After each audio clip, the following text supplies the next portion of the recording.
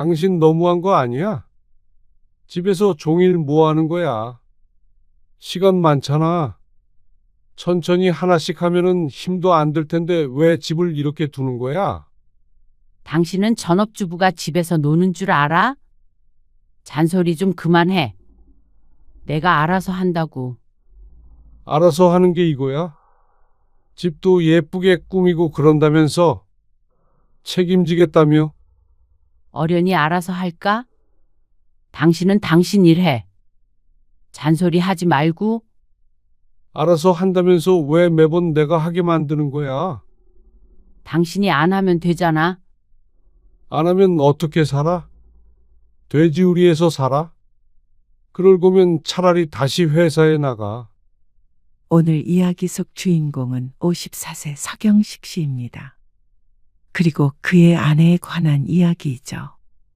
서 씨는 아내가 직장을 그만둘 때까지만 하더라도 삶에 이토록 큰 변화가 찾아올 거라고는 생각하지 못했습니다. 상상도 못했습니다. 멀쩡히 직장을 다닐 때는 사람도 멀쩡하더니 오히려 맞벌이를 안 하고 전업주부가 되자 아내는 돌변했습니다. 내조하겠다고 서 씨를 설득하더니 정반대의 삶을 살았습니다. 마음대로 살 자격을 얻었다는 듯이 말이죠. 직장을 때려치우고 집에서 손 하나 까딱 안 하는 아내. 가족에 관한 일에는 더욱 무관심해졌습니다. 부모님 부양 문제와 자식들 문제도 전부 외면하고 본인만을 위해 살아가고 싶다는 아내. 그런 아내를 설득하고 달래는데도 지쳤습니다. 서 씨는 이런 아내와는 더는 살 수가 없겠다 싶었습니다. 그래서 50이 넘은 나이에 큰 결심을 하게 되었습니다. 뜯어 고칠 수 없다면 떼어내야 했죠. 서 씨는 20대의 아내를 만나 결혼을 했고 슬하에 자식들을 두었습니다. 연년생인 아이들이 아주 어릴 때를 빼면 쭉 맞벌이를 했습니다. 결혼할 때 양가에서 받은 것이 없으니 평범하게 그렇게 살아갈 수밖에 없었죠. 그래도 욕심부리지 않고 두 아이를 키우면서 알뜰하게 잘 살아갔습니다. 자연스럽게 서 씨도 아내와 집안일을 분담해서 했습니다. 아무래도 아이들 육아에 있어서는 아내가 관여하는 바가 크기 때문에 집안일은 김 씨가 좀 더 했죠. 요리를 빼면 거진 서 씨가 나서서 했습니다. 크게 불만이 없었고 아이들이 클 때까지 아내와의 불화도 없었죠. 서 씨가 아내의 변화를 처음 감지한 것은 2년 전이었습니다. 유난히 추웠던 1월 어느 저녁이었죠. 그날도 서 씨는 여느 때처럼 회사에서 야근을 마치고 집으로 돌아왔습니다.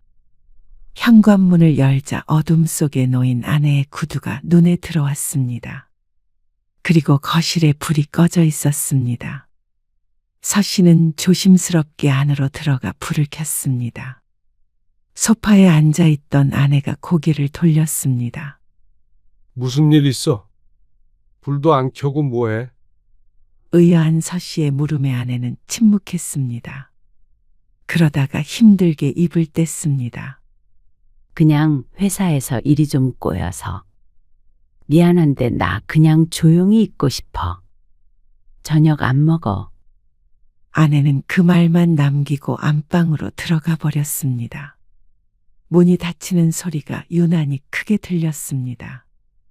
서 씨는 잠시 닫힌 문을 바라보다가 주방으로 향했습니다.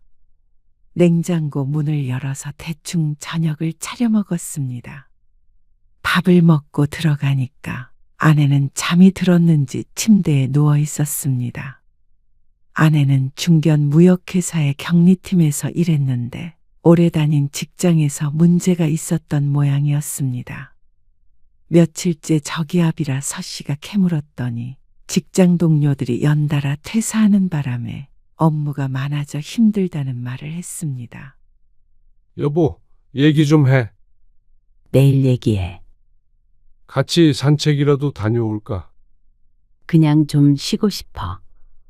주말에 애들 온다는데. 피곤해. 다음에 오라고 해. 서 씨는 처음에는 이해했습니다. 회사가 힘드니까 그럴 수 있다고 생각했습니다. 하지만 그 상태가 지속되자 슬슬 걱정이 되었죠. 아직도 사람 안 뽑은 거야? 뽑았어. 근데 왜 그래? 그래도 일이 많어? 이렇게 일하다가 늙을 거 생각하니까 우울해. 아내는 우울증이라도 온 것인지 무기력해 보였습니다. 힘든 시기를 겪어서인지 직장에 정이 떨어진 것 같기도 했고 말이죠. 휴가를 쓰고 좀 쉬는 게 어때? 아니면 이직을 하거나 이 나이에 이직을? 누가 써줘?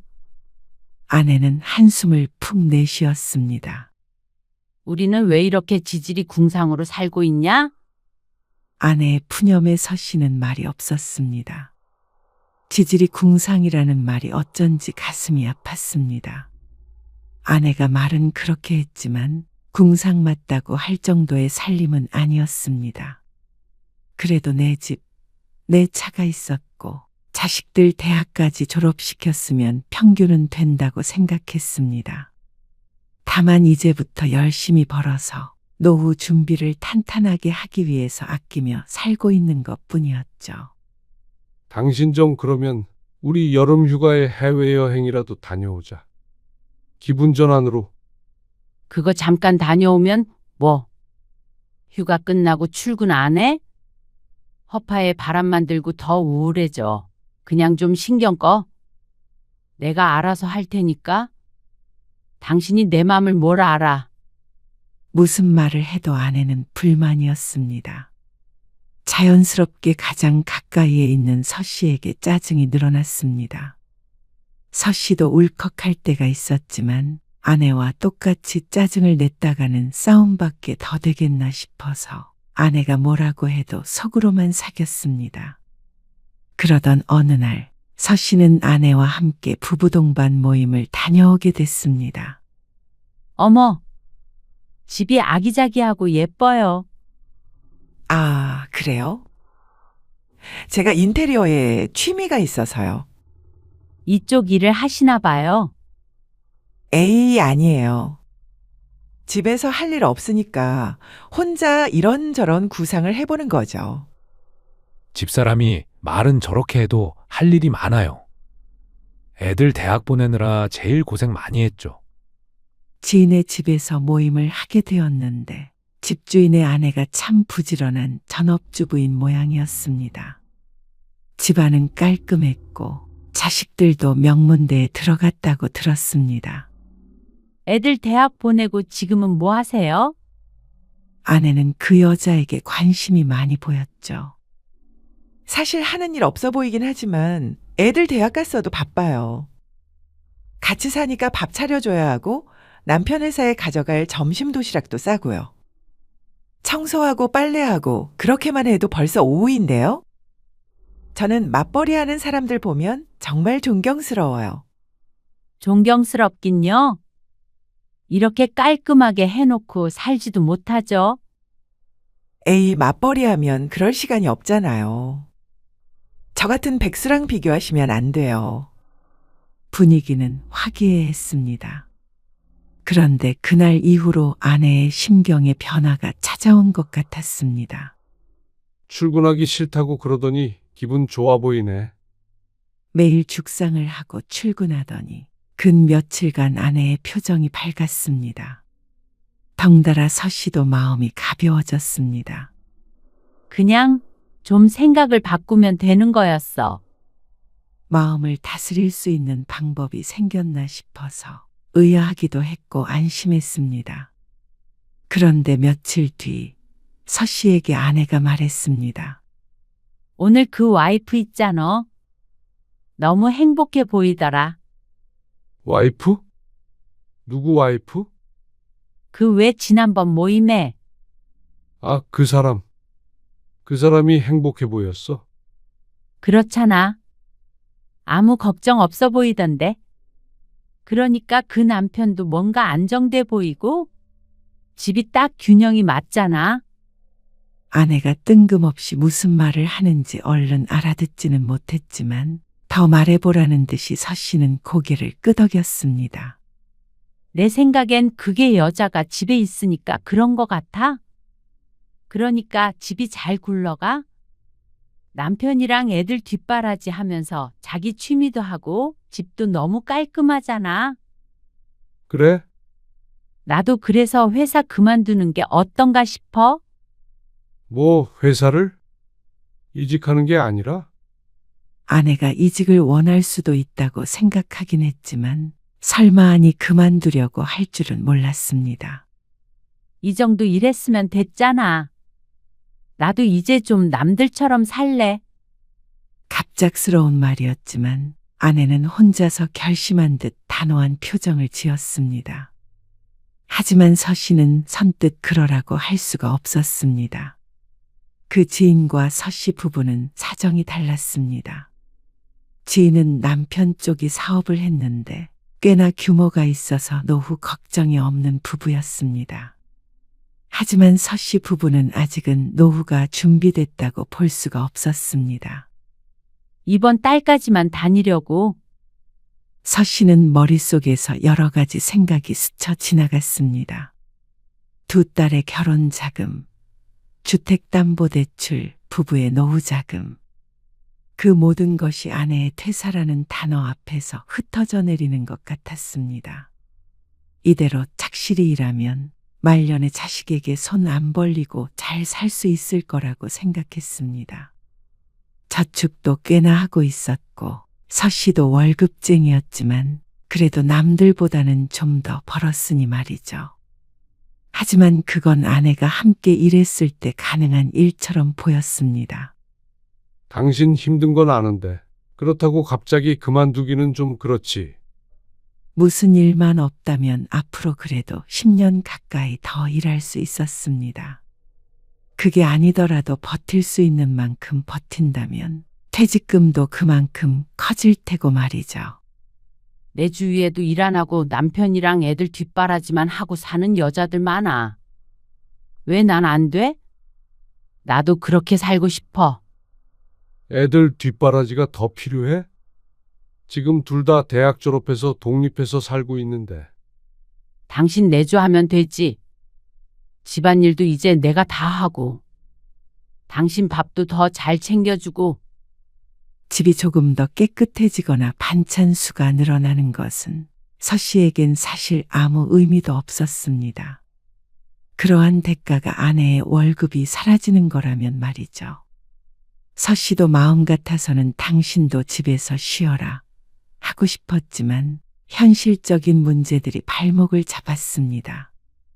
우리 나중에 60 넘고 70 넘으면 뭐 먹고 살려고 그래. 당신이 벌잖아? 그거로 충분하겠어? 이제 와서 무슨 내조야. 애들 다 컸는데 집안일도 지금처럼 같이 하면 되잖아. 애들 걱정 없으니까 열심히 모으면. 그만둘 거라고. 아내는 서 씨의 말을 끝까지 듣지 않았습니다. 막무가내였고 아무리 설득하려고 노력해도 아내는 퇴사하겠다는 말을 반복했습니다. 당신은 나 말라 죽는 꼴 보고 싶어서 그래. 나도 좀 그렇게 남들처럼 전업주부로 살고 싶다고. 아내는 그렇게 살지 못하는 게 무능력한 서 씨의 탓인 것처럼 말했습니다. 직접적으로 말하진 않았어도 내뱉는 말 한마디 한마디가, 목소리가, 그리고 표정이 모든 걸 표현하고 있었습니다. 결국 서 씨는 아내의 고집을 꺾지 못했습니다. 그래, 그렇게 하자. 당신이 꼭 그렇게 하고 싶다면. 힘없이 중얼거리는 서 씨의 말에 아내의 목소리가 한 톤 높아졌습니다. 앞으로 당신 내조는 내가 책임질게. 아내는 사직서를 제출했습니다. 그동안 수고했어. 서 씨가 마지막으로 퇴근한 아내에게 말했습니다. 아내는 기쁜 표정으로 웃었죠. 어쩌면 서 씨는 이것이 새로운 시작이 될 수도 있다고 생각했습니다. 정말로 서 씨의 말대로 내조가 있다면 바깥일도 잘 풀릴 수도 있고 아내가 새로운 일에 관심을 가지고 제2의 인생을 살아갈 수도 있는 문제였습니다. 요즘엔 전업주부들도 집에서 재테크도 한다고 그러니 말이죠. 여보, 나왔어. 다녀왔어? 서 씨가 퇴근해서 집에 돌아오니 집에서 된장찌개 냄새가 났습니다. 보통은 일하고 돌아와 지쳐서 간단하게 차려 먹고 마는데 아내가 직장을 그만둔 이후로는 밥상이 푸짐했습니다. 집도 전체적으로 정돈된 모습이었고 말이죠. 종일 뭐 했어? 장 보고 청소하고 빨래하고. 집에 있으니까 시간이 왜 이렇게 빨리 가? 집에 아내가 있으니까 서 씨도 집에 들어올 때마다 상쾌함이 드는 것 같아서 좋았습니다. 무작정 반대만 했던 서 씨 스스로를 반성하기도 했습니다. 쓰레기 버리고 올까? 아니야. 내일 내가 천천히 버리면 돼. 덕분에 서 씨도 편했습니다. 집에 돌아오면 할 일이 많아서 제대로 쉴 시간이 없었는데 아내 덕에 집에서는 온전히 푹 쉴 수 있었으니 말이죠. 어때? 그만두길 잘했지? 이것 봐, 나 가계부도 쓰고 있어. 잘했네. 서 씨는 작게 고개를 끄덕였습니다. 아내도 밝아져서 안심이 됐고 이렇게 아내가 집에서 살림을 하면 들어오는 돈은 줄어들어도 다른 쪽으로 더 절약을 할 수 있지 않을까 싶었습니다. 사 먹는 일이 줄어들 거고 가게 운영이 좀 더 잘 되지 않을까 생각했죠. 하지만 한 달쯤 되었는지 아니면 그보다 더 짧았을지도 몰랐습니다. 아내가 열심히 집안일을 한 것이 말이죠. 여보, 밥은 언제 먹어? 서 씨가 퇴근해서 돌아왔을 때 아내는 소파에 누워 있었습니다. 조금만 있다가 차릴게. 먼저 씻어. 오늘따라 몸이 축 처지고 세상만사가 귀찮다. 어디 아픈 거 아니야? 아니야. 1시간만 있다가 먹자. 서 씨는 씻으러 들어갔다가 나왔습니다. 그런데 아내는 그 자세 그대로 소파에 누워서 휴대폰을 들여다보고 있었습니다. 텔레비전은 큰 소리로 켜진 상태였죠. 집이 묘하게 어수선했습니다. 빨래를 정리하다가 말았는지 소파 앞에는 개다만 빨래가 몇 개 있었고 식탁에도 그릇들이 나와 있었습니다. 부엌으로 들어가 보니까 서 씨가 아침에 먹었던 밥그릇인지 혹은 아내가 점심에 먹은 그릇인지 모를 식기들이 아직도 치워지지 않은 상태였습니다. 싱크대에도 마찬가지로 설거지거리가 쌓여 있었습니다. 서 씨는 아내를 한번 쳐다보고 고무장갑을 꼈습니다. 몸이 힘든가 보다 싶었죠. 설거지 하고 있었어? 마지막 그릇을 씻고 엎어놓자 아내가 와서 슬쩍 물었습니다. 피곤했나 보네. 내가 하려고 했는데. 밥은 뭐 먹지? 어머, 밥을 안 했구나. 아내가 밥솥을 열더니 한숨을 푹 쉬었습니다. 오늘은 햇반에다가 대충 먹을까? 그래. 그렇게 하자. 점심에 부실하게 먹었더니 배가 고팠는데 왠지 아픈 것 같은 아내를 닥달할 수는 없었습니다. 서 씨는 대수롭지 않게 여겼습니다. 집안이 어수선한 것도 말이죠. 그렇게 깔끔 떠는 예민한 성격도 아니었고 아무리 아내가 집에 있어도 늘 모든 것이 완벽할 수는 없다고 생각했습니다. 어떨 땐 일하기 싫은 날이 있는 것이 당연했습니다. 하지만 그런 생각은 시간이 가면 갈수록 조금씩 달라지게 되었습니다. 어느 날 퇴근을 해서 집에 돌아와 보니 아내가 없었습니다. 여보, 어디야? 집에 없네. 어? 나 지금 친구 만나러 잠깐 나왔는데. 저녁도 먹고 들어가야 될 것 같은 분위기야. 당신이 좀 챙겨 먹을래? 그래. 알았어. 전화를 끊고 나서 보니까 부엌이 엉망이었습니다. 식탁에 말라붙은 음식물 자국이 있었고 반찬통까지 나와 있었습니다. 싱크대 안엔 냄비와 그릇들이 쌓여 있었고 음식물 쓰레기가 담긴 봉투도 2개나 있었죠. 아이고, 이게 뭐야? 아침에도 봤는데 이따가 버리겠다고 그러더니 그냥 두고 외출한 모양이었습니다. 유난히 고된 하루를 보낸 서 씨는 자신도 모르게 한숨이 나왔습니다. 지난주에도 한가득 쌓이기 시작한 음식물 쓰레기를 서 씨가 버리러 다녀왔는데 아내는 이번에도 이렇게 쌓아놓을 작정인 모양이었습니다. 외출을 하려면 분리수거장 앞을 지나가야 하는데 나가면서 버리면 될 걸 뭐가 그리 바빴는지 몰랐습니다. 다용도실 문을 열어보니까 버리지 않은 재활용 쓰레기도 많이 보였습니다. 결국 옷을 갈아입고 서 씨가 여러 번 왔다 갔다 해서 쓰레기를 버리고 왔습니다. 그러자 다른 것들도 하나 둘 눈에 들어왔습니다.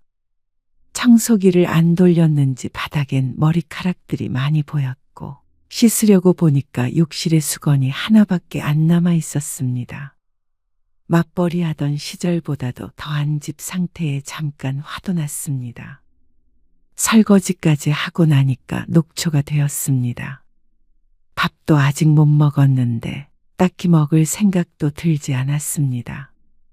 그때 현관문 열리는 소리가 들리며 아내가 들어왔습니다. 밥 먹었어? 아니, 어?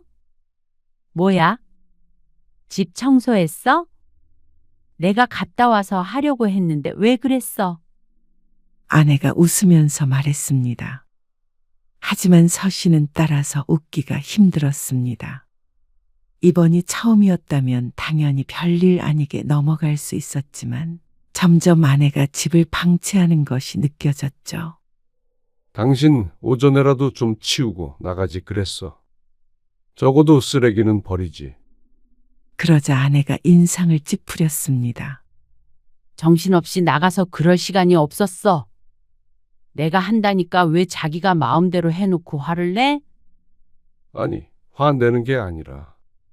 이제 이건 내 일이잖아. 내가 당신 회사 일 가지고 잔소리해? 그것과는 엄연히 다른 일이었지만 말을 보탰다가는 다투게 될 것 같아서 서 씨가 입을 다무는 쪽을 택했습니다. 아내는 삐졌는지 말없이 안방으로 들어갔습니다.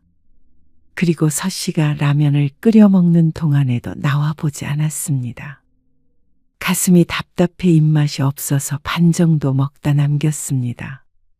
설거지까지 하고 들어가니까 아내가 안 자고 눈을 멀뚱멀뚱 뜨고 있었습니다. 여보, 미안. 앞으로 내가 다 잘할 테니까 당신은 집안일 신경 쓰지 마. 그래도 아내의 사과의 마음이 녹는 듯 했습니다. 하지만 그 뒤로도 달라진 것은 없었습니다.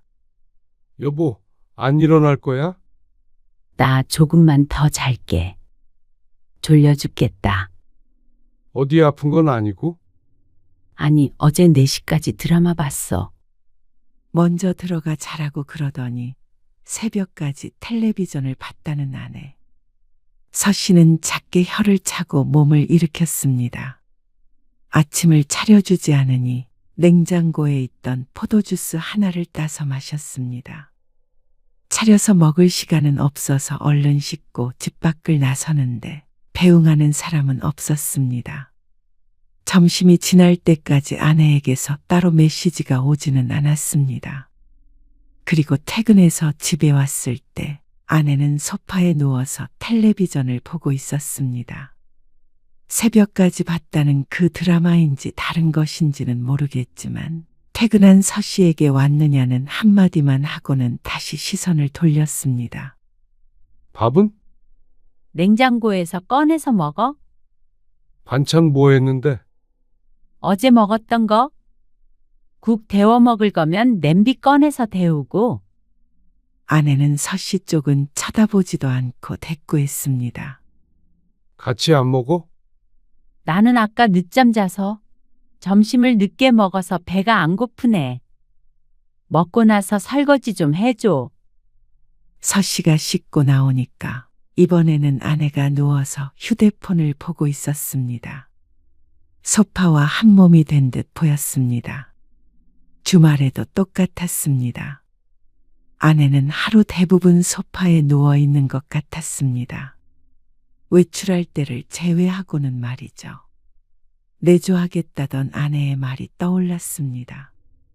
이런 게 직장까지 그만두고 하고 싶었던 일인지 서 씨는 이해하지 못했습니다. 그래서 아내를 앉혀놓고 진지하게 얘기해 본 적도 있었습니다. 그냥 시간이 많다고 생각하니까 자꾸만 미루게 되네. 나도 일어나야지 하는데도 자꾸 게을러져. 걱정 마. 너무 오랜만에 쉬어서 그런 거니까. 그런데 그게 한 달이 되고 두 달이 되고 집은 엉망이 되었습니다. 아내는 집안일에는 손을 뗀 것처럼 보였습니다. 너무 심각해지면 서 씨가 나서서 했는데 그러다 보니까 아내는 더욱 할 일을 안 하게 되었습니다. 당신 너무한 거 아니야? 집에서 종일 뭐 하는 거야? 시간 많잖아. 천천히 하나씩 하면은 힘도 안 들 텐데 왜 집을 이렇게 두는 거야? 서 씨도 참지 못하고 아내를 다그쳤습니다. 그러자 돌아오는 대답엔 날이 서 있었습니다. 당신은 전업주부가 집에서 노는 줄 알아? 잔소리 좀 그만해. 내가 알아서 한다고. 알아서 하는 게 이거야? 집도 예쁘게 꾸미고 그런다면서 책임지겠다며? 어련히 알아서 할까? 당신은 당신 일해. 잔소리 하지 말고. 아내는 짜증스럽게 대꾸했습니다. 서 씨는 허탈한 마음을 감출 수가 없었습니다. 알아서 한다면서 왜 매번 내가 하게 만드는 거야?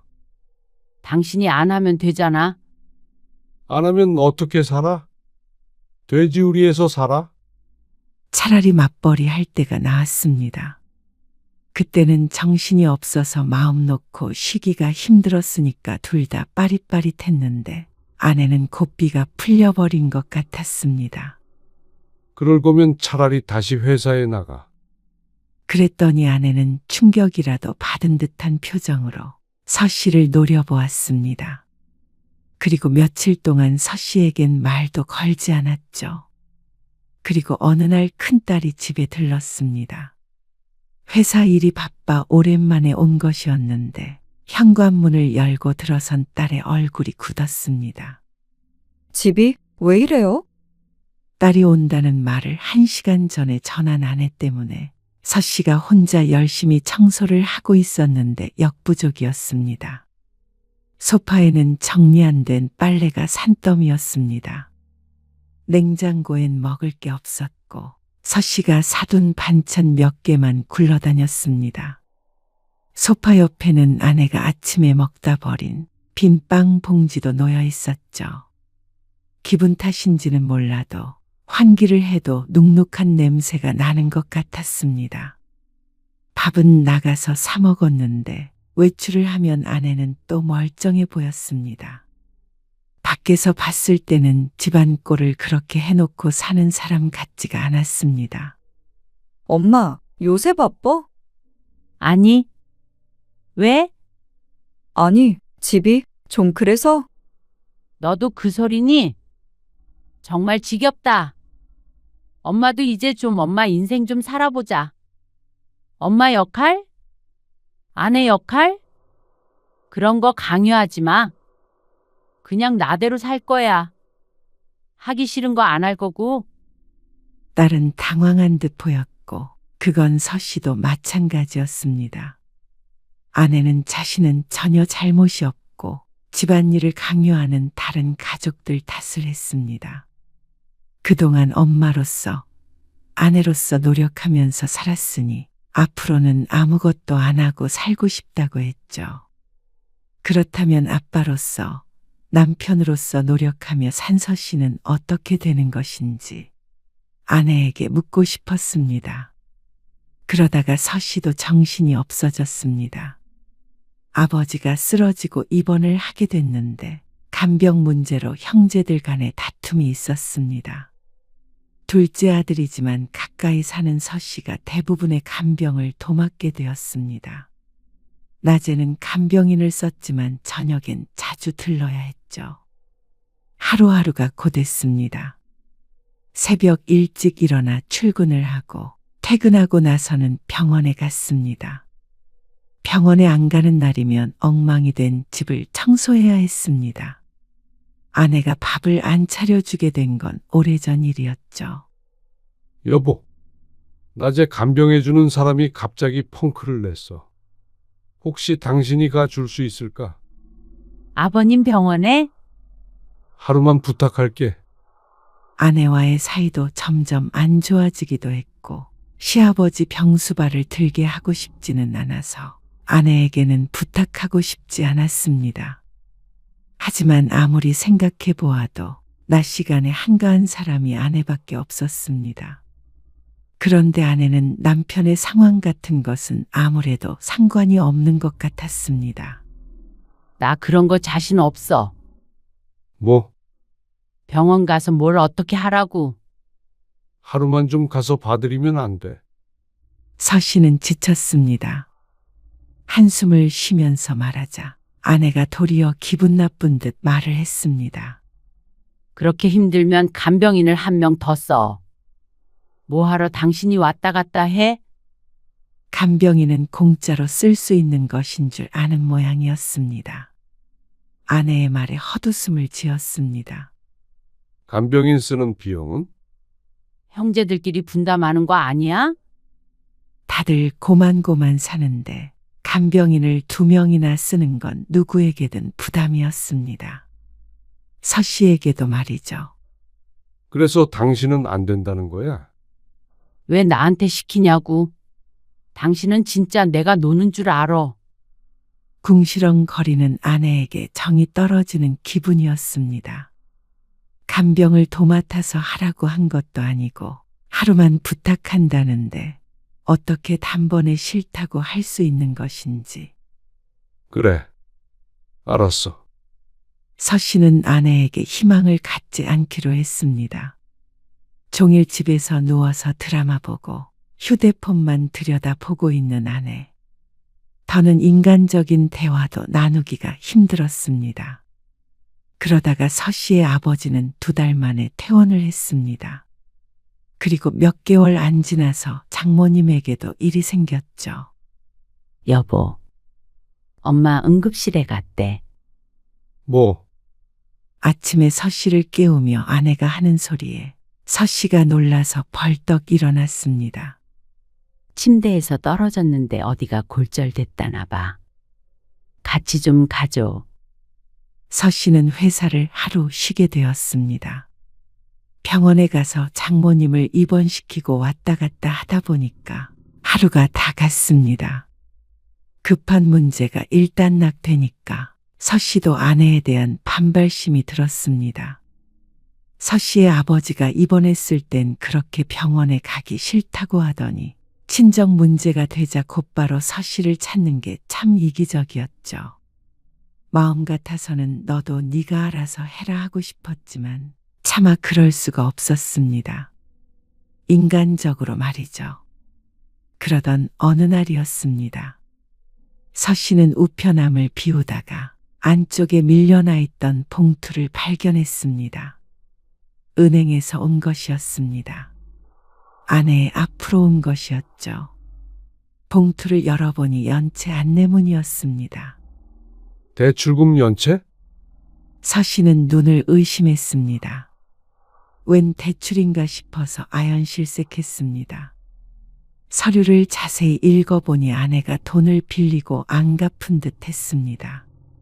이게 뭐야? 서 씨는 서류를 들고 안방으로 들어갔습니다. 마침 아내는 동창 모임에 나가 외출 중이었죠. 서 씨는 아내가 올 때까지 기다렸습니다. 손에 그건 뭐야? 아, 뭐 좀 샀어? 화장품? 생활비 부족하다고 그랬었잖아. 아끼고 아껴서 산 거야. 아내는 대수롭지 않게 대답했습니다. 서 씨가 그 앞에 우편물을 펼쳐 보였습니다. 그러자 아내는 당황하며 종이를 낚아챘습니다. 이걸 왜 봐? 이게 뭐야? 무슨 대출? 좀 빌렸어?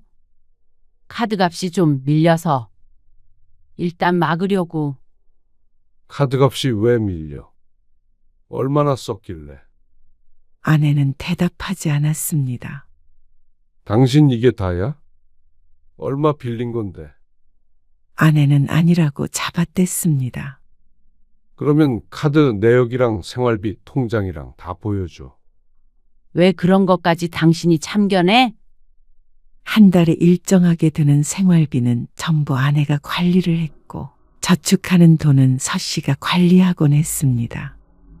그런데 늘 같은 규모로 소비하던 서 씨 부부였습니다.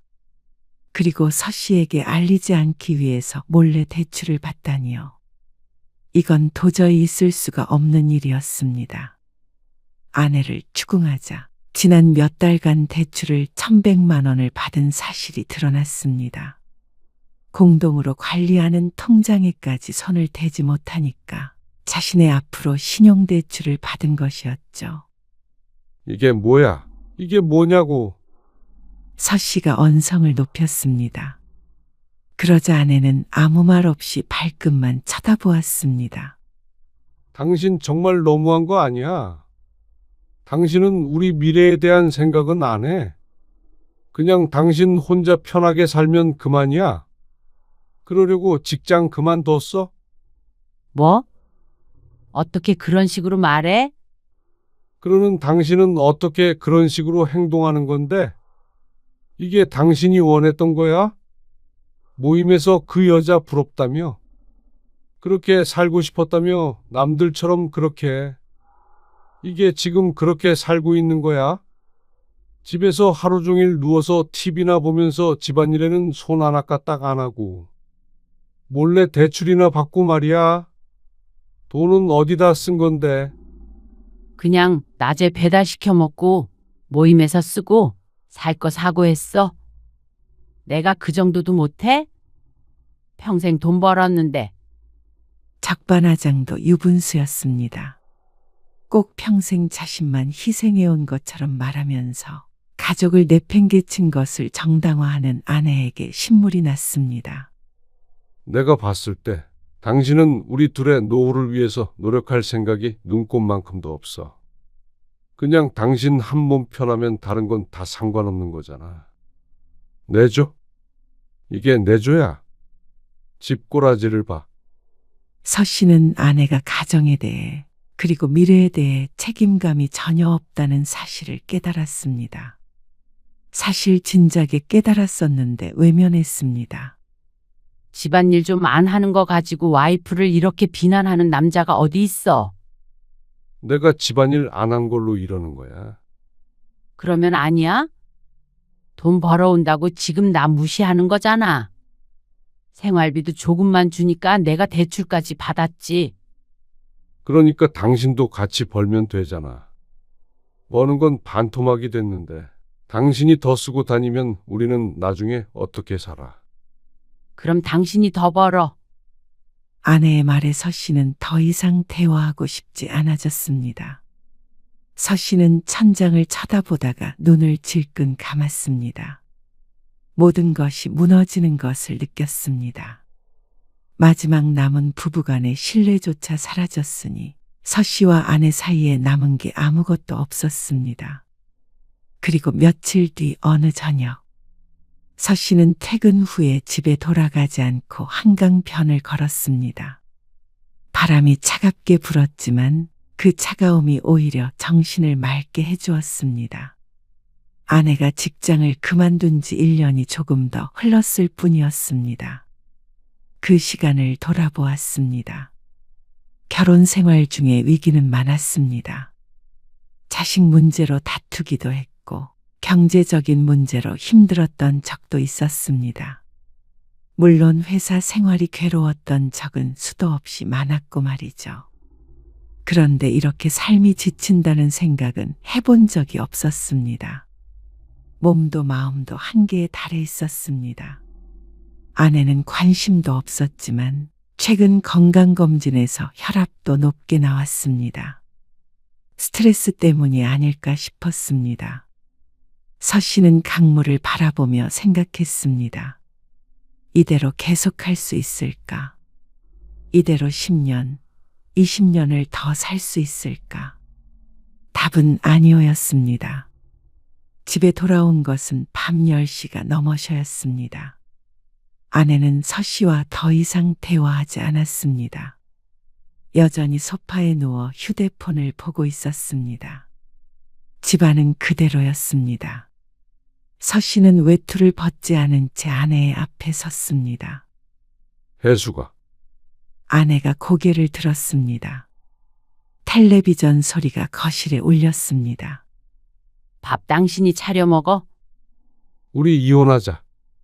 서 씨는 본인이 내뱉은 말에 시간이 멈춘 것 같았습니다. 텔레비전에서는 여전히 왁자지껄한 소리가 흘러나왔지만 두 사람 사이에는 무거운 침묵이 내려앉았습니다. 아내는 천천히 몸을 일으켜 앉았습니다. 뭐라고? 이혼하자고. 서 씨의 목소리는 담담했습니다. 분노도 슬픔도 담겨 있지 않았고 조금 지친 듯 했습니다. 갑자기 왜 이래? 당신이 잘 알잖아. 그건 그렇다고 이혼을 해? 당신은 그냥 당신 혼자 돈 버는데 나만 집에서 편히 있는 것 같아서 화가 나는 거 아니야? 서 씨는 한숨을 쉬었습니다. 정말로 그렇게 생각한다면 할 말 없어. 내가 당신이랑 이혼을 왜 해? 직장 그만두고 말년에 돈도 못 벌고 살라는 말이야? 그럼 나만 손해잖아. 재산 분할 절반으로 해. 나는 내조 필요 없으니까 당신도 당신이 벌어서 살던지 해. 애들 다 크고 할 거는 청소 빨래밖에 없는데 무슨 내조야. 뭐? 당신 계속 이렇게 살고 싶으면 살아. 나는 노후 준비 열심히 해야 해서 당신이랑 이렇게는 못 살겠으니까. 아내는 큰 충격에 빠졌습니다. 그렇지만 서 씨가 진심으로 한 말은 아닐 거라고 믿는 것 같았습니다. 애들 결혼도 안 했는데 무슨 이혼이야? 내가 집안일 하면 될 거 아니야? 그러면 되지? 집안일? 매일 혼자 30분씩만 하면 돼. 당신이 해줄 거 없어. 그리고 난 이사 나갈 거야. 여보, 당신도 다른 삶을 원했잖아. 이혼하고 나서 자유롭게 살던지 말던지. 당신은 당신 인생 살아. 나는 이혼 안 해줘. 누구 좋으라고 해? 어떻게 딱 일 그만두자마자 헤어지자고 그래? 양심이 있어? 서 씨는 대답하지 않았습니다. 아내가 원하지 않는다고 하더라도 서 씨가 마음먹은 이상 이혼을 할 수밖에 없었습니다. 이혼 소송을 하게 되면 이혼해야 할 이유가 차고 넘쳤으니 말이죠. 서 씨는 주말이 되어 짐을 쌌습니다. 회사 근처의 오피스텔을 알아봐둔 참이었습니다. 여보, 내가 다시 직장 알아볼게.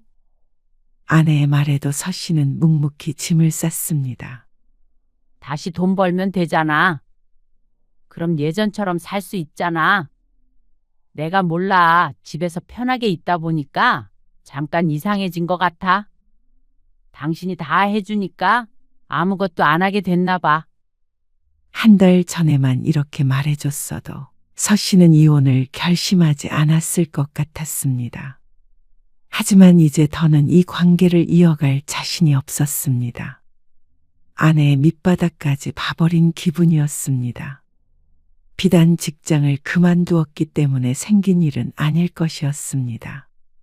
아내는 이런 사람이었고 다만 이렇게 살 기회가 없었던 것뿐이었겠죠. 그러니까 언제든 다시 이런 문제로 갈등이 있을 수 있었습니다. 아버지 병원 일, 대출 문제 등 아내의 말 한마디에 이혼을 번복하기에는 너무 멀리 와버린 것 같았습니다. 서 씨는 말리는 아내를 외면하고 짐을 싸서 나왔습니다. 그리고 이혼장을 보냈죠. 며칠 수 서 씨는 두 딸에게 상황을 알렸습니다. 카페에서 만난 딸들은 서 씨의 말을 듣고 한동안 말이 없었습니다. 물론 저희는 엄마 아빠가 이혼을 안 했으면 좋겠지만 아빠가 그렇게 하고 싶으시다면 말릴 수는 없죠. 미안하다. 자식들이 원망하지 않는 것만으로도 다행이라고 생각했습니다. 엄마도 엄마 노릇, 아내 노릇 그만하고 살고 싶다고 했으니까 아빠도 그렇게 하세요. 그리고 올 해봄 서 씨는 아내와 이혼했습니다. 다시 시작해. 절대 그런 일 없어. 아내는 여러 차례 사과를 했었지만 정말로 변화한 적은 없었습니다. 이제는 서 씨에게 그 정도의 믿음도 남아있지 않았습니다. 이미 끝났어. 잘 지내. 서 씨는 15평 남짓한 오피스텔에 살았습니다. 아담하지만 있을 건 다 있었고 동선이 짧아서 좋았습니다. 혼자 살기에는 딱 좋은 것 같았습니다. 그리고 이혼한 지 반년이 넘은 지금 서 씨의 삶엔 많은 변화가 일어났습니다. 아침에 일어나서 간단하게 아침을 먹고 출근을 했고 퇴근 후에는 새로운 취미 생활을 만들었습니다. 아내가 있으니 당연히 퇴근하면 곧장 집으로 오는 게 일상이었는데 그게 가장 큰 변화였죠. 최근에는 달리기를 시작했습니다. 나이가 있기에 거창하게는 말고 한강변을 혼자서 조깅하듯이 뛰었습니다. 처음엔 20분, 그 다음엔 30분을 뛰었는데 요새는 1시간도 거뜬했습니다. 순수하게 건강 목적으로 시작했는데 재미도 들여서 저녁 시간이 즐거웠죠. 그리고 돌아와서 좋아하는 음식을 먹으면서 텔레비전도 보고 쉬면 그게 그렇게 좋을 수 없었습니다. 아내가 없어서 좋다기보다는 혼자인 삶도 나쁘지 않다는 걸 알게 되었죠. 물론 처음엔 외로움도 느끼고 그랬지만 이제는 오히려 평온했습니다. 적어도 다른 사람에 의한 스트레스는 없었습니다. 내 집에 들어오면 신경전 없이 편히 쉴 수 있게 되었습니다. 오래도록 함께했던 사람이었지만 이제 서로의 갈 길을 간다고 생각하면 마음이 편했습니다. 그러니 아내도 잘 살길 바랐죠. 딸에게 들어보면 최근 들어 다시 일을 다니기 시작했다는데 전에 다니던 회사보다는 환경이 좋을 수는 없었던 모양이었습니다. 그래도 멀쩡한 직장에 다니는 것 같아서 마음이 놓였습니다.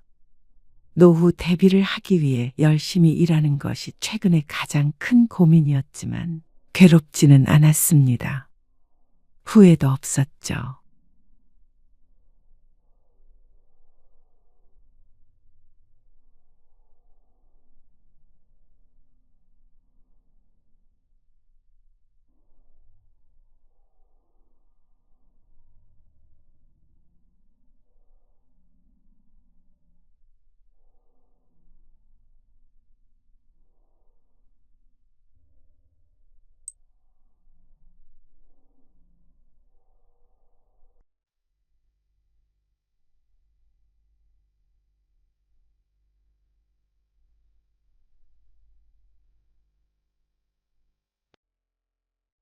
나도 어머님 김장할 때 안 갈 거야.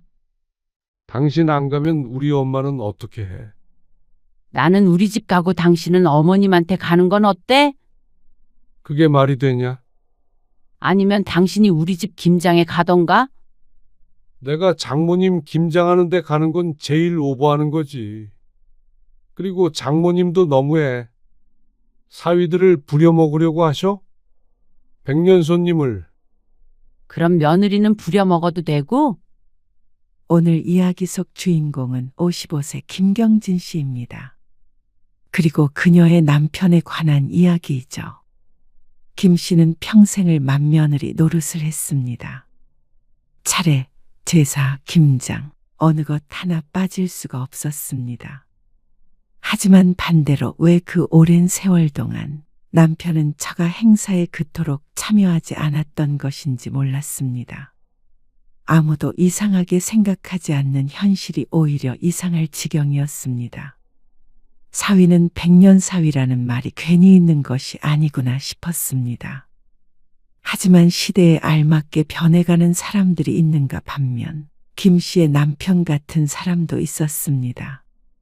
며느리가 시집에서 일하는 것은 당연하고 반대로 자신이 처가에서 일하는 건 상상도 하지 않는 부류였습니다. 그리고 남편이 그렇게 늙은 데에는 김 씨의 탓도 컸죠. 앞으로도 그렇게 살지, 아니면 지금이라도 변할지. 김 씨에게 달려 있었습니다. 남편은 원래 그런 사람이니까 하는 말로 넘어가기엔 억울했습니다. 게다가 본인조차 부모님과 처가를 차별하는데 앞으로도 아무 말도 안 한다면 평생 그렇게 살겠죠. 김 씨는 그러고 싶지는 않았습니다. 김 씨는 남편과 30년 전에 결혼했습니다. 딸 하나가 있었고 아직 결혼은 안 했지만 취직 후에 독립했습니다. 김 씨는 남편과 단둘이 살고 있었습니다. 김장하러 올만하냐? 아, 예. 어머님, 언제 하시게요? 다음 주에 하려고 하는데 작은 애가 재료는 다 사놓는다고 하니까 돈은 작은 애한테 넣어라. 어느 날 시어머니에게서 전화가 왔습니다. 추석이 끝난 지 얼마 안 된 것 같은데 벌써 김장철이 되었습니다. 또 더 추워지면 설이 되겠죠. 30년간 반복된 일들이었습니다. 네. 동서한테 돈 붙일게요. 고춧가루는 제가 사가고요. 그래라. 고춧가루는 친정에 아는 지인에게서 매년 샀는데 시세보다 싸게 사는데도 매년 드는 비용이 점점 늘어났습니다. 김치가 금값이라더니 이유가 있었습니다. 하지만 연례 행사라 어쩔 수 없었죠. 결혼한 이후로 단 한 번도 시집 김장에 빠져본 적이 없었습니다. 며느리가 둘 뿐이라 김 씨가 빠진다면 연로하신 시어머니와 동서 둘이서만 해야 했으니 어쩔 수가 없었습니다. 여보, 다음 주에 김장 가는 거 알지? 어디? 우리 집? 아니면 장모님? 어머님, 남편은 고개를 끄덕였습니다. 시집은 김 씨의 집과는 차 타고 2시간 거리였습니다. 결코 가깝지 않은 곳이었습니다. 김 씨의 친정도 김장을 하는데 여자 남자 할 것 없이 다 같이 고무장갑을 끼고 일하는 분위기라면 시집은 그러지 않았습니다. 일단 아들이 둘뿐이라 식구가 적었고 그마저도 여자들만 일하는 분위기였습니다. 그래서 사실상 남편과 같이 가더라도 큰 도움이 되지 않았습니다. 무거운 것만 조금 들어주는 정도였기 때문에 김 씨가 혼나 내려가도 별반 다를 게 없었죠. 그래도 거기까지 혼자 가는 것보다는 운전이라도 해주는 게 나았습니다. 어머님, 좀 쉬고 계셔요. 저희가 할게요. 작은 동서가 시어머니를 보며 말했습니다. 그러는 자신도 힘든지 허리를 두드리고 있었는데 여든이 훌쩍 넘은 시어머니는 보기에 안쓰러울 정도였습니다. 이제 앞으로 몇 년이나 남았나 손꼽을 수도 있을 것 같았습니다. 네. 어머님, 앉아 계세요. 사실 몇 년 전 동서와 함께 김장을 따로 해서 시어머니에게 드릴까 어쩔까 의논했던 적이 있었습니다.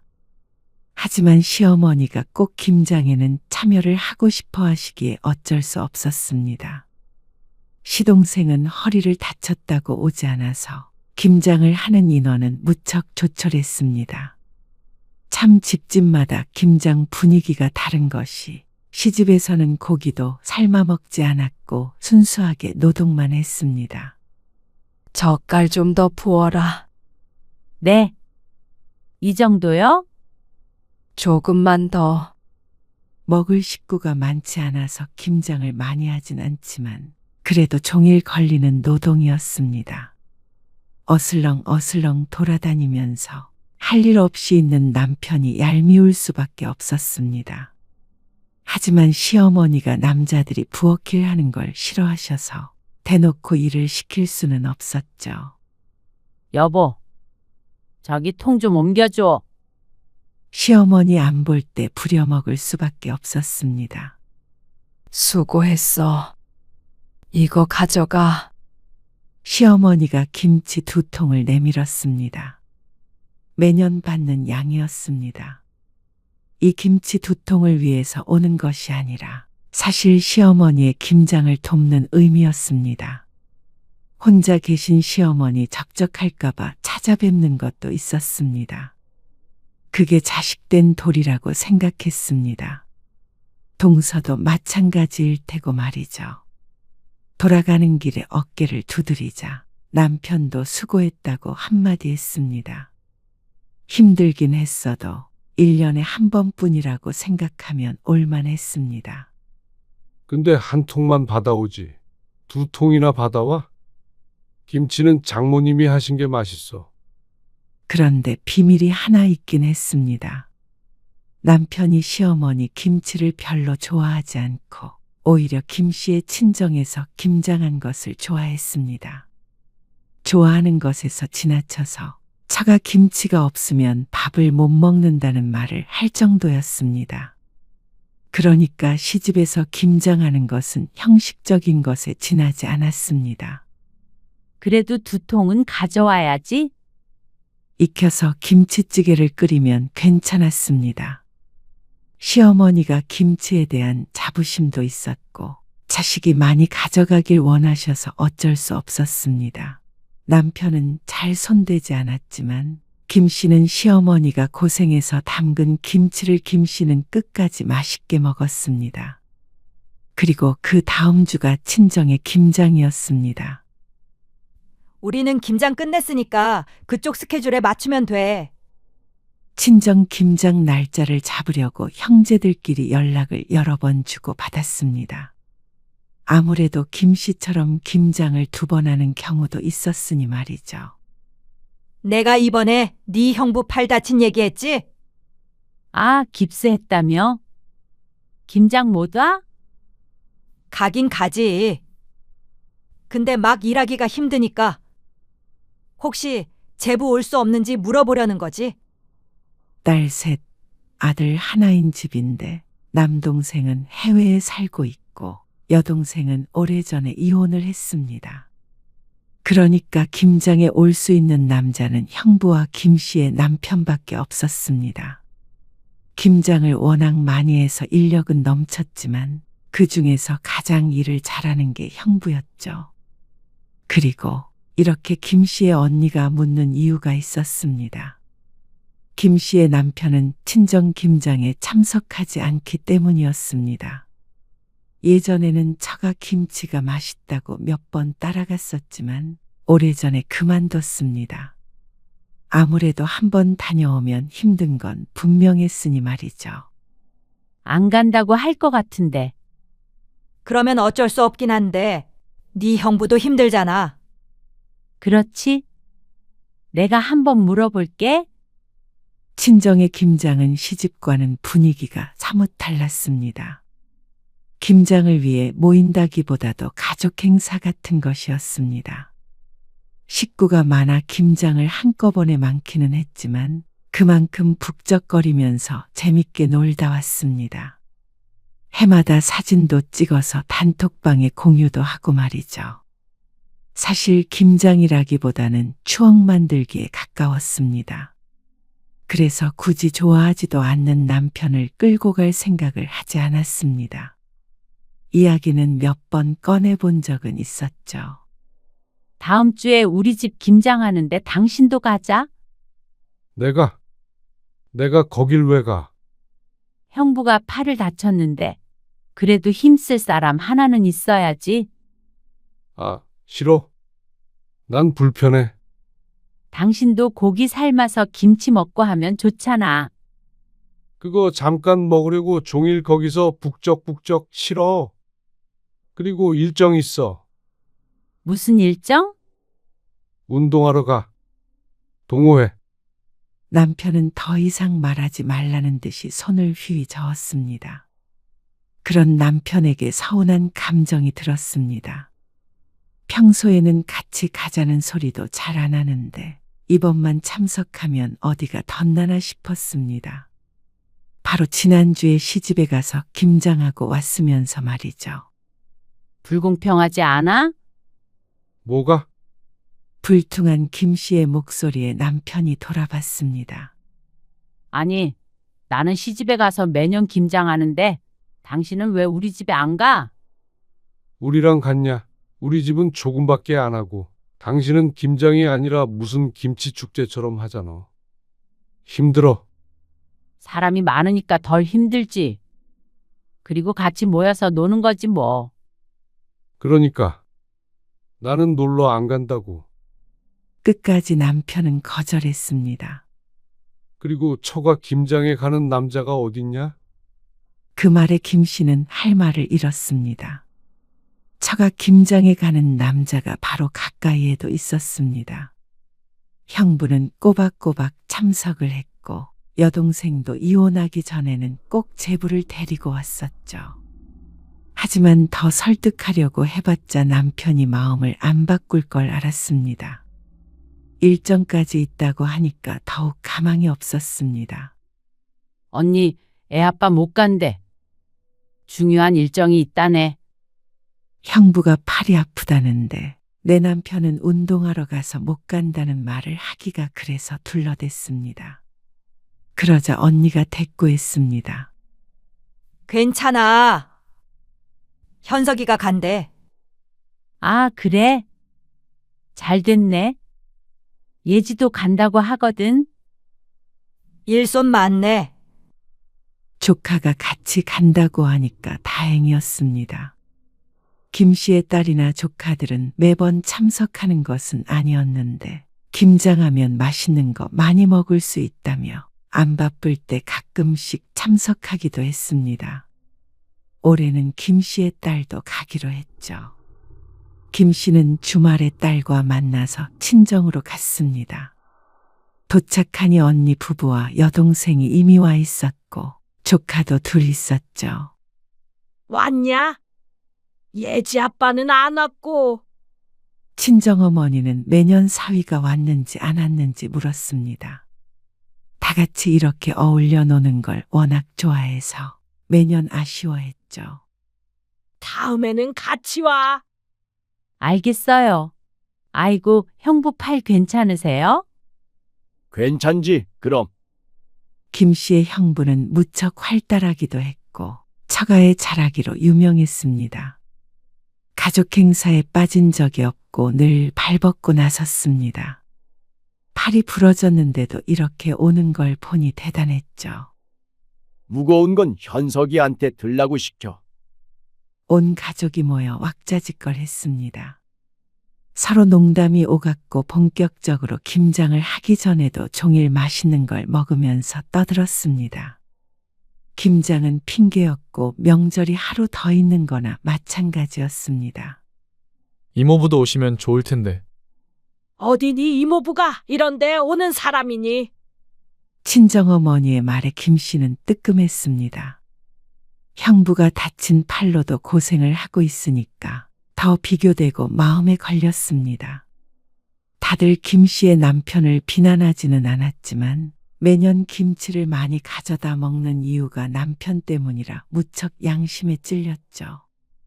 운전을 해야 해서 술을 마시지는 않았지만 다른 사람들은 하루 자고 가겠다며 늦게까지 놀고 먹었습니다. 남편은 이런 분위기가 싫은 모양이었습니다. 그것도 이해는 되기 때문에 어쩔 수 없다고 생각했습니다. 김장이 끝나고 김 씨는 김치 4통과 각종 반찬을 한 보따리 들고 집으로 돌아왔습니다. 여보, 좀 내려와서 김치 좀 같이 들어줘. 지하주차장에 차를 대고 전화를 걸자 남편이 좋다고 내려왔습니다. 한 통 더 가지고 오지. 부족하지 않아? 지난주에 시골에서 가지고 온 것도 있는데 그러면 너무 많지. 장모님 김치가 맛있잖아. 찌개를 끓여도 달라. 죽어도 김장엔 가기 싫다더니 김치는 그렇게 좋은 모양이었습니다. 운동을 얼마나 했는지 어디가 쑤시고 어디가 쑤신다면서 김치를 실어 날랐습니다. 그런데 집으로 올라가 보니까 식탁 위에 웬 돼지고기 수육이 올려져 있었습니다. 이게 웬 거야? 당신 김치 가지고 오면 먹으려고 아까 포장해 왔지. 그러더니 냉장고에서 맥주를 한 캔 꺼내면서 말했습니다. 김치 좀 줘봐. 그러면 그냥 같이 가서 먹지. 아이고, 힘들어서 싫다니까.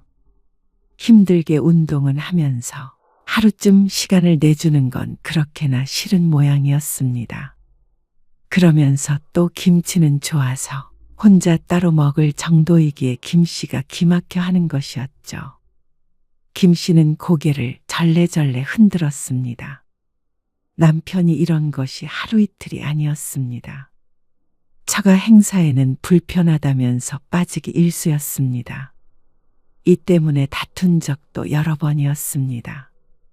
하지만 뚱한 표정으로 앉아 있는 것도 보기 싫어서 그냥 김씨만 가고 말았습니다.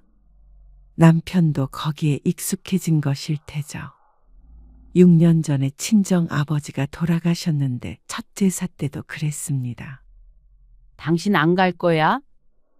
내가 가야 되나? 처가 제사에 가는 사위도 있어. 왜 없어? 형부도 가는데. 뭐? 처남만 있으면 되지 무슨 사위들까지 가. 그래도 친정 아버지가 살아계셨을 적에 김씨 부부가 도움을 많이 받았습니다. 남편이 사업을 말아먹었을 때도 금전적 도움을 조금 받기도 했죠. 그런데 첫 제사에도 안 오겠다는 남편. 너무한 거 아니야? 뭐가 너무해? 사람들한테 물어봐. 물어볼 게 뭐가 있어? 사위가 장인어른 제사에 가는 게 뭐가 이상해서 물어봐? 그냥 당신이 갔다 와. 나는 마음만 갈게. 마음만 가는 건 도대체 어떻게 가는 건지 묻자 남편은 오히려 김씨의 반응이 황당하다는 듯이 말했습니다. 당신 갔다 와. 나는 여태껏 매년 명절에 차례 지내고 제사 지내고 김장에 생신해. 근데 당신은 우리 아버지 제사도 가기 싫다는 거야? 김씨도 참다 터졌습니다. 아니, 싫다는 게 아니라 내가 꼭 가야 해? 아, 그럼 안 가? 그럼 나는 왜 가? 당신네 제사에. 며느리가 제사 지내는 거랑 사위가 처가 제사 지내는 거랑 같아? 뭐가 달라? 사위는 가족 아니야? 다르지? 하지만 뭐가 다른지는 말하지 못하는 남편. 그러면 나도 아버님 제사에 안 가? 뭐? 맏며느리가 안 가면 어떡해? 그리고 정말로 그해 김씨는 제사에 남편만 내려보냈습니다. 그러니까 시어머니는 난리가 났고 돌아온 남편과 김씨는 또다시 싸웠죠. 다음 해부터는 남편도 친정아버지 제사에 함께 갔습니다. 다른 건 몰라도 제사만큼은 같이 가줬으면 했습니다. 간다고 사위에게 제사상을 차리라고 하지는 않으니까 말이죠.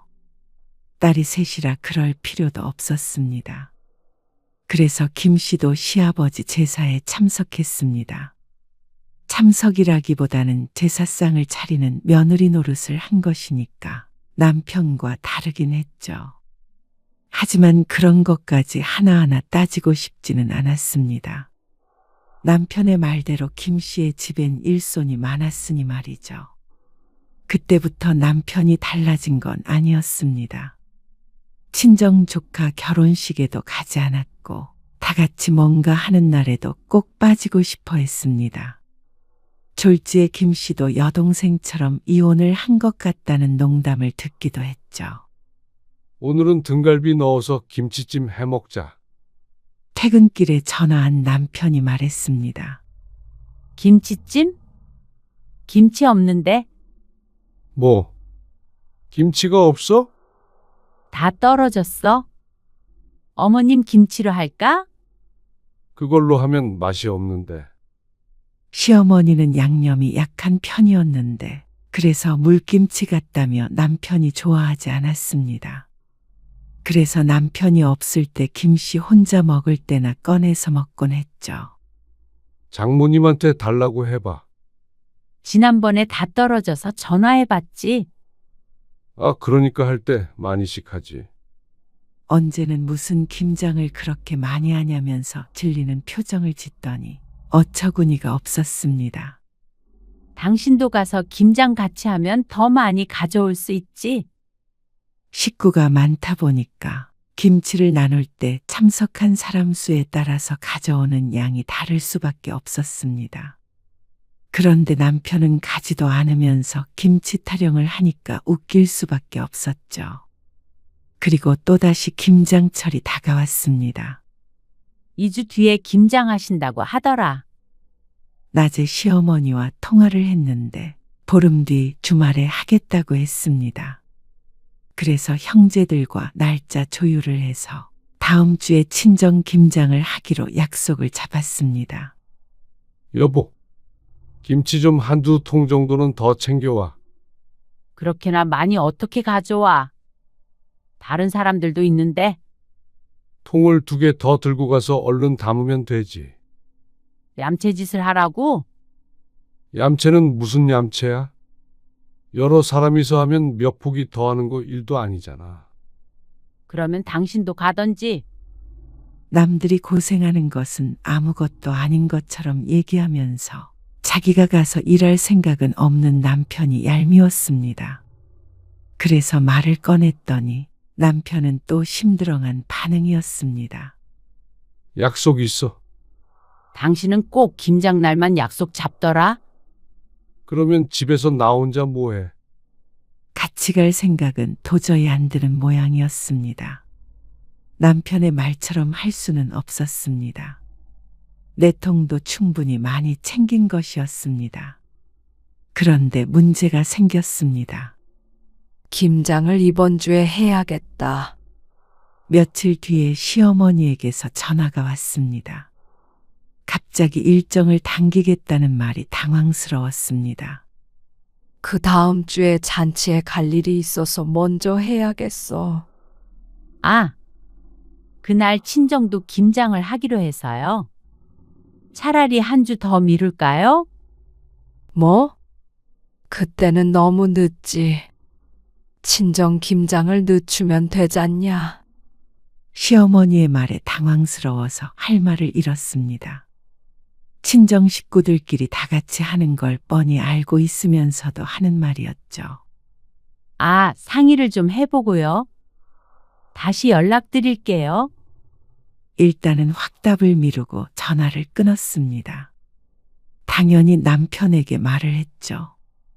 여보, 어머님이 김장 날짜를 바꾸자고 그러시는데 근데 왜? 김장 날짜가 겹치네. 우리는 일정을 다 맞춰서 바꾸기가 힘들어. 알잖아? 그러면 당연히 우리 집으로 가야지.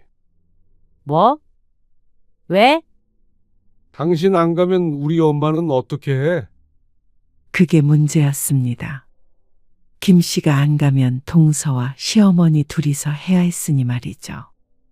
나는 우리 집 가고 당신은 어머님한테 가는 건 어때? 그게 말이 되냐? 안 그러면 김치를 못 갖고 오는데 괜찮아? 장모님 김치? 그냥 달라고 하면 안 돼. 언제는 6통 가지고 오라며. 올해만 그냥 달라고 해.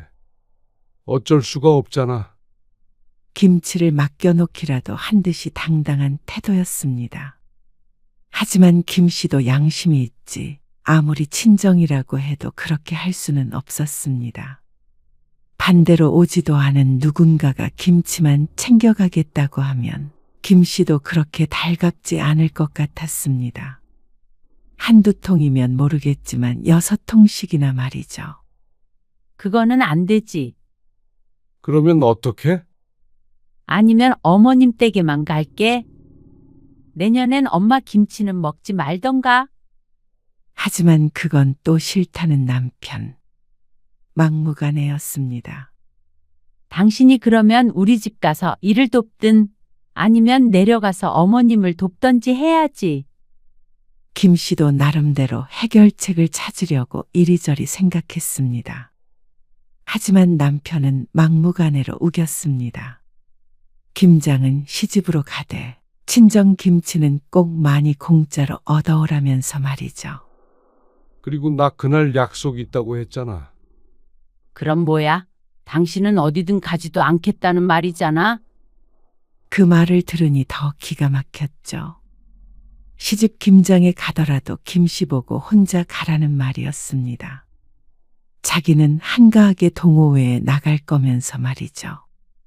내가 장모님 김장하는 데 가는 건 제일 오버하는 거지. 그리고 장모님도 너무해. 사위들을 부려먹으려고 하셔? 백년 손님을. 김 씨의 친정 김장이 유별난 건 김 씨도 알고 있었습니다. 그래서 가기 싫다는 남편의 말에 데리고 가지 않았던 것이었는데 남편의 태도가 참 싫었습니다. 며느리는 무조건 시집에 가서 노동을 해야 하고 사위는 백년 손님이니까 일도 못 시킨다는 말이 얼마나 차별적인 말인지 모르는 모양이었습니다. 김 씨조차도 불합리한 취급을 받아오고 있었는데 남편이 하는 말을 들어보니까 정신이 드는 기분이었습니다. 그러면 당신이 따로 김장을 해. 뭐? 당신도 장모님한테 김치하는 법 배웠을 거 아니야. 꼭 그렇게 가서 다 같이 해야 할 이유가 없잖아. 친정어머니가 86이었습니다. 앞으로 이렇게 김장하고 식구들이 다 같이 모여 놀 수 있는 날도 얼마 남지 않았다는 뜻이었습니다. 앞으로 5년, 아니 3년이면 불가능해질 수도 있었습니다. 우리가 김장만 위해서 모이는 게 아니잖아. 그러면 왜 모이는 거야, 도대체? 나는 진짜 예전부터 이해가 안 갔어. 엄마 살아계실 때 추억도 남기고 하려는 거잖아. 김장으로 추억 쌓는다고 그러면 다른 사람들이 웃어. 징글징글하다 진짜. 미개하다고 그래. 뭐? 미개? 거기에 나보고 가라고 하는 당신도 그렇고. 김 씨는 강요한 적이 없었습니다. 하지만 나도 김장을 하려면 내 친정 식구들이랑 하고 싶지. 시집에서 김장하고 싶지 않았습니다. 그런데 일방적으로 시집 김장에만 참석하라는 남편 때문에 화가 난 것이었는데 남편의 말을 듣고 더 화가 났습니다. 그 미개한 모임 때문에 당신 수십 년 맛있게 먹었잖아. 그건 그거고. 그러니까 이참에 당신이 똑같이 만들어 보라니까. 김장 때마다 이러지 말고. 싫어? 나는 우리 집에 갈 테니까 당신은 당신 집에 가서 김장 도와드려. 뭐? 나 혼자 가서 뭐해? 내가 뭘 할 줄 안다고. 그게 문제 아니야? 아니면 당신 어머님 김치 안 좋아하잖아? 이참에 김장에서 빠지겠다고 해. 먹지도 않는 김치 때문에 내려가서 고생하는 아내 생각은 눈꼽만큼도 하지 않는 남편. 그래놓고는 또 어머니한테 그 말은 못하겠는지 김 씨에게 버럭 화를 냈습니다. 그걸 말이라고 해, 지금? 말이 안 될 건 또 뭐야? 네 집 내 집 따로 가면 갈등이 생길 일도 없었습니다. 하지만 남편은 끝까지 말이 안 된다면서 김 씨의 희생을 강요했습니다. 참 이기적이었죠. 이제 각자 집 챙기면 되잖아? 적어도 나는 여태 할 만큼 했으니까 당신은 할 말 없어. 말은 그렇게 했지만 시집 김장이 걱정이 되긴 했습니다. 남편이 간다고 한들 크게 도움이 안 될 텐데 그렇다면 희생양은 다름 아닌 동서였으니 말이죠. 만약 동서가 갑자기 오지 않는다고 하면 김 씨도 당황스러울 것 같았습니다. 그런데 이틀 뒤였습니다. 예상치 못한 사람에게서 뜻밖의 메시지를 받게 되었습니다. 웬 사진들과 함께 말이죠. 형님, 정우 아빠랑 아주버님이랑 나눈 대화 캡처한 거예요. 김장 때마다 저 몰래 어머님한테 50만 원씩 용돈도 드리고 있었더라고요. 아주버님도요. 재료비도 저희가 따로 드리는데 저는 이번부터 김장 안 까요. 죄송해요. 이게 무슨 소린가 싶었습니다. 김 씨는 사진을 눌러서 확대해 보았습니다. 남편과 시동생의 카톡 대화 내용이었습니다. 그런데 그 내용에는 김 씨도 인상을 찌푸릴 수밖에 없었습니다. 우리 마누라도 김장 그만하면 안 되냐는데 형이랑 나랑 100만 원씩 드린 거 알면 이혼하자고 할지도 몰라. 나도 말 안 했어. 그리고 우리도 처가 김장이랑 겹쳐서 한바탕 했다. 김장을 왜 나더러 하래? 그 뒤로도 험담까지는 아니지만 충분히 기분 나쁠 만한 대화들이 오갔습니다. 김 씨의 친정 얘기도 나왔습니다. 유별난 식구들이라는 표현도 있었고 김 씨의 행동이 답답하다고도 했습니다. 그깟 김치 몇 통 그냥 얻어오면 되는 거 아니냐는 식이었죠. 기가 막혔습니다. 김장 때마다 따로 시어머니에게 돈을 모아서 주고 있었던 것도 어처구니가 없었습니다. 김 씨가 재료비를 넉넉하게 대는데도 불구하고 생색은 자기 혼자 내고 있었던 모양이었습니다. 그리고 그걸 왜 시어머니는 아무 말도 안 했던 것인지 몰랐습니다. 또 줄 거면 양가에 다 주던지 왜 김치는 처가에서 더 얻어먹고 자기 부모만 챙기는지 열불이 났죠. 동서도 마찬가지로 열이 받은 것 같았습니다. 순해서 화도 잘 안 내는데 김 씨가 잘 모르는 일도 있었을 수도 있었습니다. 동서가 김 씨의 사정을 다 모르듯이 말이죠. 이제 동서도 안 온다고 하면 김 씨가 꾸역꾸역 갈 필요가 없었습니다. 시어머니가 안쓰러운 것도 왜 아들도 아닌 며느리가 가져야 하는 감정인지 몰랐습니다. 정작 아들은 아내에게 떠맡기고 자기 여가 생활하기 바쁜데 말이죠. 백년 손님은 개뿔? 공짜로 얻어먹길 좋아하니까 백년 손님이 아니라 백년거지가 아닌가 싶었습니다. 김 씨는 당장에 시어머니에게 전화를 걸었습니다. 어머님, 이제 저는 김장 못 가요. 하시려거든 예지 아빠 불러서 하세요. 뭐야? 너희 도대체 왜 이러는 거야? 동서가 벌써 연락을 한 모양이었습니다. 아들들 냅두고 왜 며느리들만 잡으셔요? 김장하고 싶으시면 예지 아빠한테 시키세요. 나이 먹고 힘 빠지니까 시애미가 웃음냐. 내가 살면 얼마나 산다고. 1년에 한 번 김장 좀 같이 하자는 게 그렇게 힘들어. 앞으로 몇 번이나 이 짓 더 하겠냐. 저희 친정엄마도 나이 먹어서 김장 때라도 어머님 말고 친정엄마 보고 싶네요. 전화를 끊고 나니까 가슴이 두근거리면서도 속이 시원한 기분이었습니다. 이번에는 난리가 난다고 하더라도 물러설 생각이 없었습니다. 그리고 그날 밤 남편이 시어머니에게서 연락을 받았는지 김 씨에게 화를 내며 말했습니다. 당신 왜 그래? 어머니한테 뭐라고 한 거야? 노인네 쓰러지기라도 하면 어쩌려고 그래? 당신이 어머님 김치 싫어한다고도 말 안 했는데 왜 쓰러지셔? 김장 하시려거든 아들들이랑 하시라고 한 것뿐이야. 내가 왜 남의 집 김장을 해야 해? 아니, 그게 말이 돼. 그러는 당신은 나한테 말도 안 하고 어머님 50만 원씩 용돈 드린 건? 그건 말이 돼? 김 씨의 공격에 남편은 순간 말을 잃었습니다. 설마하니 김 씨가 알아챌 거라고는 상상도 못한 모양이었습니다. 평소에 남편 휴대폰을 본 적이 없으니까 동서의 연락이 아니었다면 정말로 알아챌 방법이 없었을 것이었죠. 그리고 우리 집이 유별나네 어쩌네 하면서 막 욕하던데. 유별나게 담근 김치 왜 먹어? 내 핸드폰 본 거야. 그게 제일 중요하지, 지금? 그럼 중요하지, 안 중요해? 아무리 부부 사이라도 서로 프라이버시는 지켜야 할 거 아니야. 동생한테 와이프 욕한 게 프라이버시야? 아, 누가 욕을 했다고 그래. 나 이제 우리 집 김장김치 안 가지고 올 거야. 뭐? 김장 안 가게?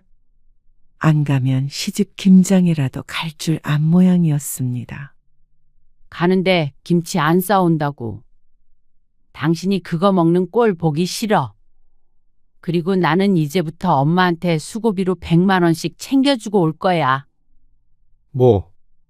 제정신이야? 100만 원? 당신이 어머님한테 드린 돈 2년치면 100만 원인데 뭘 그렇게 놀라? 우리 엄마 96살 돼도 당신이 드린 돈보다는 적게 받겠는데 뭘. 남편이 반박할 말을 찾는 듯 했지만 돈 가지고 발뺌할 수는 없었습니다. 참, 왜 남한테 처갓집 욕을 해? 어?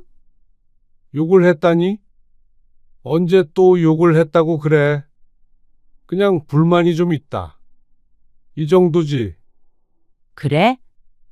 그러면 이 카톡 내용 친정 단톡방에다가 올려도 되는 거지? 되겠냐? 욕은 아니더라도 처가를 언급한 것은 맞기에 남편은 펄쩍 뛰었습니다.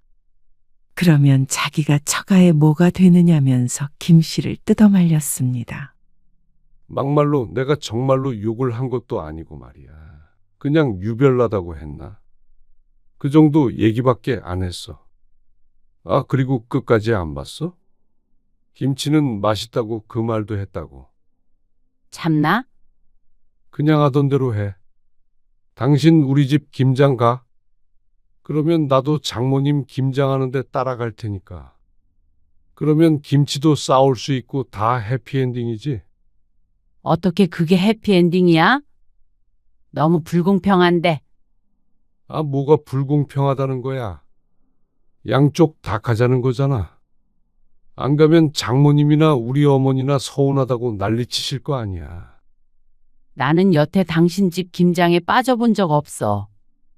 당신은 몇 번이나 갔는데 이제는 내가 시집에 발길 끊고 당신이 우리 집 김장에 가서 노동해야 맞지. 아, 김치 안 먹어. 안 먹고 만다? 그냥 사 먹어. 진짜 지겨워 죽겠네. 그놈의 김치. 당신이 안 먹고 끝날 게 아니지. 그럼 뭐? 진짜로 나 혼자 가서 김장을 도우란 말이야? 김 씨가 고개를 끄덕이자 남편이 기가 막힌 듯 헛웃음을 몇 번 내쉬었습니다. 당신이 좀 진지하게 생각해봐. 그동안 처가 행사에 제대로 참석한 적이나 있나? 당신이 그렇게 따지는 며느리 돌이 난 하려고 노력했는데 당신은 뭐 하나 노력한 게 있나? 그리고 우리 예지가 당신 같은 남자 만나서 나처럼 산다고 생각해 보라고. 아, 도대체 갑자기 왜 이래? 앞으로 어머니 50만 원 안 드리면 될 거 아니야? 당신이 그렇게 못하겠다면 나도 앞으로 내 부모만 신경 쓰면서 살 거야. 그건 또 안 되겠는지 남편이 머리를 벅벅 긁었습니다. 김 씨는 방으로 들어가 버렸습니다. 그리고 얼마 뒤 친정 김장날 김 씨는 몸살이 났습니다. 갈까 말까 고민이 되어서 늦게 참석하겠다고 친정 단톡방에 메시지를 남겼습니다. 그리고 남편은 통도 트기 전에 아침 일찍 말없이 집을 나섰습니다. 결국엔 동호회에 가거나 혼자 시골에 내려간다고 생각했습니다. 한숨을 쉬었습니다. 머릿속도 복잡했고 몸도 안 좋아서 한숨 자고 일어났는데 웬 메시지가 와 있었습니다. 사진이라고 적혀 있는 카톡 메시지를 누르고 김 씨는 깜짝 놀랐습니다. 다 같이 고무장갑을 끼고 찍은 사진이 올라왔는데 그 중에 김 씨의 남편도 있었죠. 뭐야, 안 갈 것처럼 하더니. 어색한 표정으로 앉아있는 모습이 웃겼습니다. 그리고 다른 메시지도 보니까 남편이 보낸 것도 있었습니다. 당신은 오늘은 오지 마. 내가 김장해서 가지고 갈 테니까. 김 씨가 몸살난 걸 알고 있는지 몸이 안 좋으니까 집에 있으란 말을 덧붙였습니다. 김 씨는 얼떨떨했습니다. 사진 속에서 다른 가족들은 한바구음을 짓고 있었습니다. 근데 어머님은 어떻게 하고 여길 간 거야? 분명히 시어머니가 가만히 있지 않았을 텐데 의아했습니다. 시어머니에게서 별다른 연락도 없었기에 더욱 그랬죠. 그리고 저녁 늦은 시간, 남편은 김치 6통을 들고 집으로 돌아왔습니다. 꼭 전쟁에서 이겨 전리품을 챙겨온 장군 같은 표정이었습니다. 이것 봐. 내가 6통 챙겨왔어. 이렇게나 많이? 내가 오늘 제일 열심히 했다. 장모님 용돈도 드리고 왔고. 그러니까 이 정도는 챙겨도 돼. 앞으로는 내가 이렇게 따라가야겠어. 갑자기 무슨 심경의 변화가 온 것인지 몰랐습니다. 유별나다고 질색할 때는 언제고 남편은 김치통들을 보고 부자가 된 것 같은 표정을 지었습니다. 장모님이 나보고 배추날을 해서 허리 나가는 줄 알았어. 근데 당신 어머님은 어떻게 하고? 오늘 김장하신다며? 다음 주로 미뤘어. 잔치인지 뭔지 안 가고. 그리고 거기도 내가 다녀올 테니까 당신은 신경 쓰지 마. 갑자기 왜 이러는 거야? 갑작스러운 변화에 김 씨도 당황스러울 따름이었습니다. 어머니한테는 차마 김치가 맛없다고 말은 못했어. 앞으로 몇 번이나 더 하겠냐?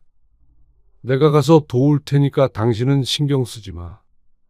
내가 당신 말 듣고 생각해보니까 살면서 처가에 잘했던 기억이 잘 없더라고. 그리고 예지가 나 같은 사람 만나서 당신처럼 산다고 생각해보란 말에 정신이 번쩍 들었어. 그렇게 생각하니까 좀 이해가 돼? 그래. 사위가 그러면 괘씸하지. 남편도 나름대로 혼자 생각을 많이 한 것 같았습니다.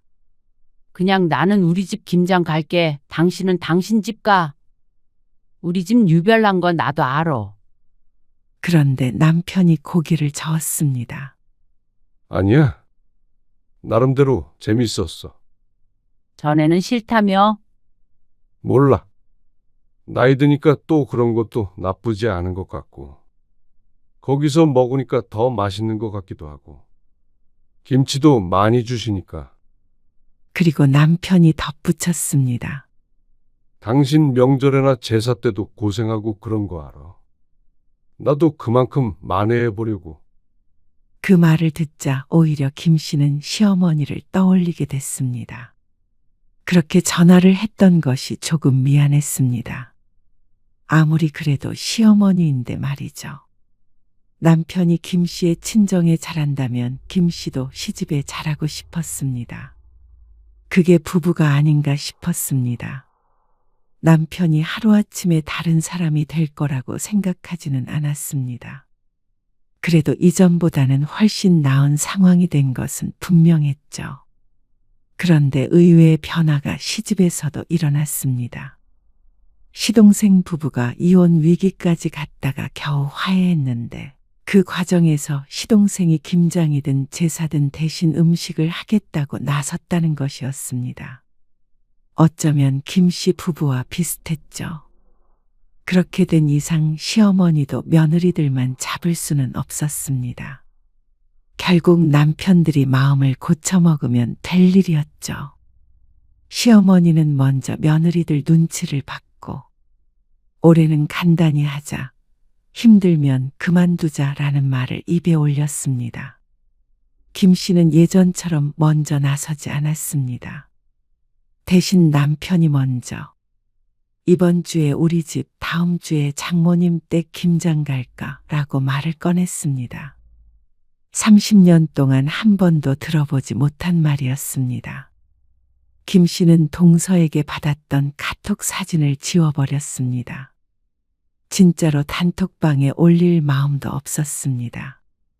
남편도 그 일을 가장 반성했습니다. 그러니까 한 번 더 기회를 주자 싶었습니다. 사실 김 씨도 유치한 건 마찬가지였고 애초에 시집에서 시키는 대로 했던 스스로의 잘못도 컸습니다.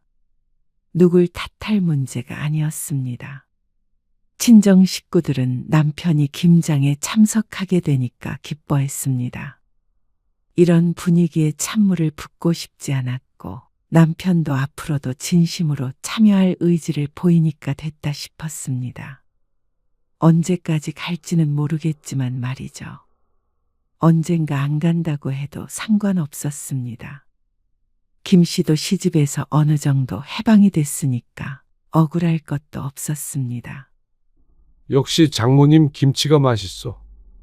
흰밥에 빨간 김치를 올리며 군침을 삼키는 남편을 보며 피식 웃을 뿐이었습니다.